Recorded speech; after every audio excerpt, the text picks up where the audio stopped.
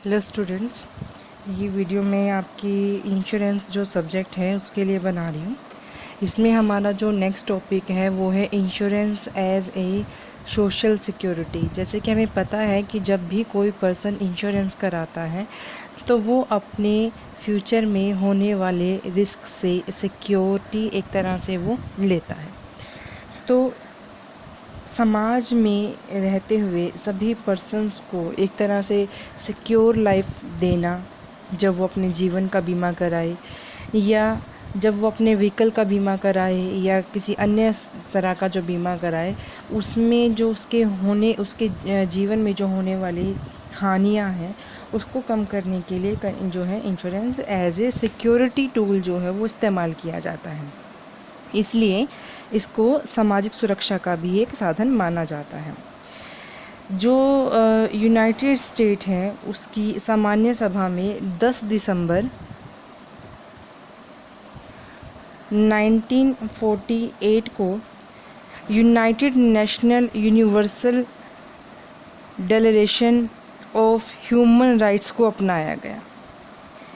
इसमें जो इसका पार्ट था 25, उसके अकॉर्डिंग ये बताया गया है कि हर एक पर्सन को एक ऐसा जीवन स्तर जीने का अधिकार है जो उसके और उसके परिवार के स्वास्थ्य एवं हित के लिए पर्याप्त हो, जिसमें भोजन, कपड़ा, घर, स्वास्थ्य संबंधी सुविधाएं और अनिवार्य सामाजिक सेवाएं, बेरोजगारी, बीमारी, अपंगता, विधवा, बुढ़ापा या इसी तरह की कोई जो परिस्थितियां आई किसी पर्सन के ऊपर, जैसे उसके नियंत्रण से बाहर की परिस्थितियां हो, तो उसको सुरक्षा का अधिकार प्रदान करना।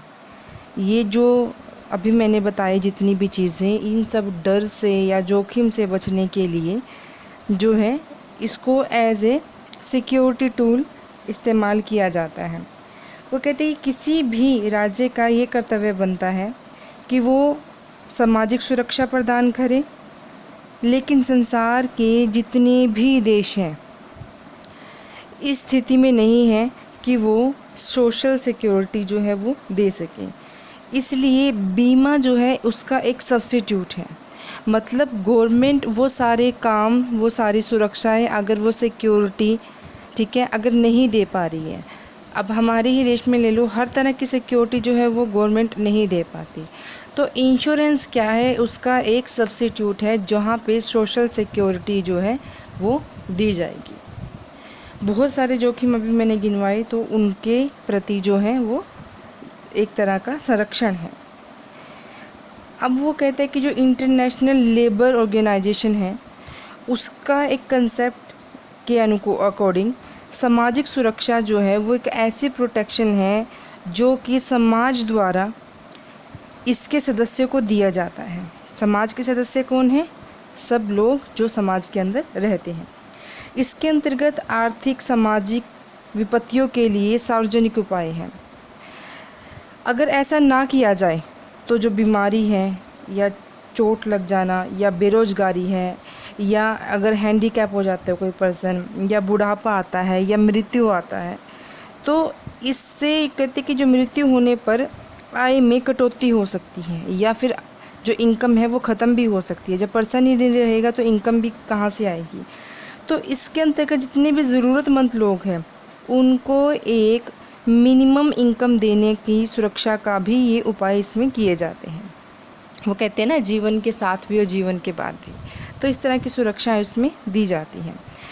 इसमें चिकित्सा सुविधा भी दी जाती है और बच्चों की एजुकेशन के लिए, कल्याण के लिए, मैटरनिटी के लिए, इन सब के लिए जो है वो सुरक्षा प्रदान की जाती है। इसके बाद है हमारे पास, हमने अभी ये पढ़ा कि वो एक जो है सामाजिक जो है सिक्योरिटी कैसे प्रदान करता है। इसके सामाजिक सिक्योरिटी जो प्रदान करता है, मैंने आपको एक चीज़ इसमें ये क्लियर मैं कर दूं कि ये हमारे एक पॉइंट है। बहुत सारे सेक्शंस ऐसे दिए गए हैं जिसमें अलग अलग तरह से समाज में रहने वाले नागरिकों को जो है सुरक्षा प्रदान की गई है। जैसे कि अगर हम पहला देखें तो पहला है हमारे पास हमारा वर्कमैन कंपनसेशन एक्ट है।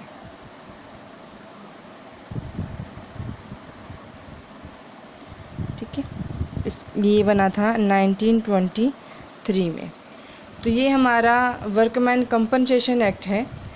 इसमें आपने ये पहले भी सुना है, कोई नया वर्ड नहीं है।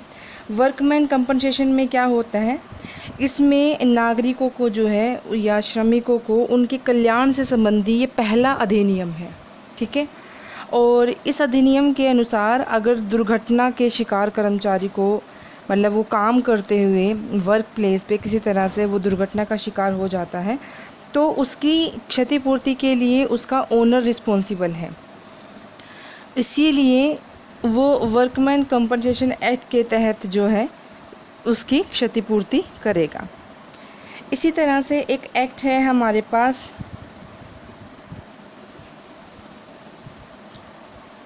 Employee state insurance act 1948। ये एक ऐसा एक्ट है जो कर्मचारियों और उसके परिवार के सदस्यों को मेडिकल असिस्टेंट देने के लिए पास किया गया। इसमें जो ओनर है, कर्मचारी, केंद्रीय सरकार तथा राज्य सरकार इस फंड में अपना अपना कंट्रीब्यूशन देते हैं। इस फंड में से जो मतलब दवाइयाँ लेने या अस्पताल खोले जाते हैं ताकि कर्मचारियों को और उनके परिवार को free of cost medical facilities provide कराई जा सके। इसी तरह से हमारे पास थर्ड जो है ये है पेमेंट ऑफ ग्रेजुटी एक्ट 1972। इस एक्ट में क्या होता है, इस एक्ट के अकॉर्डिंग एक व्यक्ति जब रिटायर हो जाता है या वो इस्तीफ़ा दे देता है या उसकी मृत्यु हो जाती है या वो किसी भी कारणवश अयोग्य हो जाता है, तो उसको ग्रेजुटी का जो है वो भुगतान किया जाता है, बशर्ते उसको कार्य करते हुए कहीं भी कम से कम 5 साल हो चुके हों। और इस एक्ट में जब रिटायरमेंट के समय उस व्यक्ति की अथवा उसकी मृत्यु के बाद उसके परिवार को जो ये है फाइनेंशियल हेल्प दी जाती है इस एक्ट के तहत। ऐसे ही नेक्स्ट है हमारे पास मोटर व्हीकल या ये अमेंडमेंट एक्ट भी है, अमेंडेड एक्ट है 1988। इसमें क्या है, इसमें कुछ जो अमेंडमेंट किए गए थे तो उसके अनुसार जो थर्ड पार्टी की लायबिलिटी बनती है उसके लिए बीमा कराना ज़रूरी है। थर्ड पार्टी का जो बीमा कराना है वो ज़रूरी है। मैंने आपको 3 तरह के जो है वो इंश्योरेंस के बताए थे कि 3 तरह का होता है, जिसमें जो थर्ड था वो हमारा थर्ड पार्टी के लिए था। इसके अकॉर्डिंग अगर अधिनियम के इसके अनुसार मृत्यु होने पर 50,000 या जो बहुत ज़्यादा गहरी चोट लगी है उसके लिए 25,000 रुपये दिए जाएंगे। गलती चलाने वाले की हो या फिर मालिक की हो, मतलब कोई ड्राइवर भी चला सकता है। इस अधिनियम के अनुसार मारकर भाग जाने वाले को शिकार व्यक्ति की सहायता के लिए जो है वो मुआवजा भी देना होता है। अब वो कहते हैं कि अगर मारकर भाग जाने की कोई ऐसी सिचुएशन बनती है तो मृत्यु होने पर 25,000 और ज़्यादा चोट लगने पर 12,500 की जो है वो मेडिकल फैसिलिटी दी जाती है या फिर फंडिंग जो है उनको की जाती है। मैं इसमें दोबारा बता दूं आपको कि इसके अकॉर्डिंग अगर डेथ हो जाती है तो 50,000 और अगर मतलब चोट लग जाती है तो उसके लिए 25,000।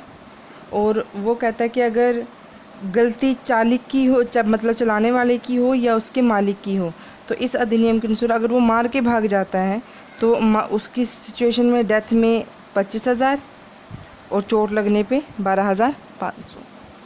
ठीक है, अब है हमारे पास 5th, ये है हमारे पास पब्लिक लायबिलिटी एक्ट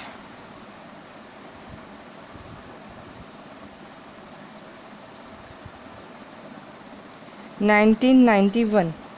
इसमें क्या है, इसमें सार्वजनिक दायित्व अधिनियम के अनुसार जो व्यक्ति, कंपनियां या फिर उद्योग ऐसे खतरनाक तत्वों का प्रयोग करते हैं, उन्हें किसी भी समय जो है ऐसी घटना उनके साथ हो सकती है, तो उसके लिए बीमा कराना ज़रूरी है। जैसे लैब वगैरह में काम किया जाता है, ठीक है, तो उसमें मतलब कुछ भी ऐसी दुर्घटना हो सकती है, तो उसके लिए सुरक्षा जो है वो प्रदान एकदम से जो है वो की जाती है। उसके बाद है हमारे पास maintenance and welfare of parent. Maintenance and welfare of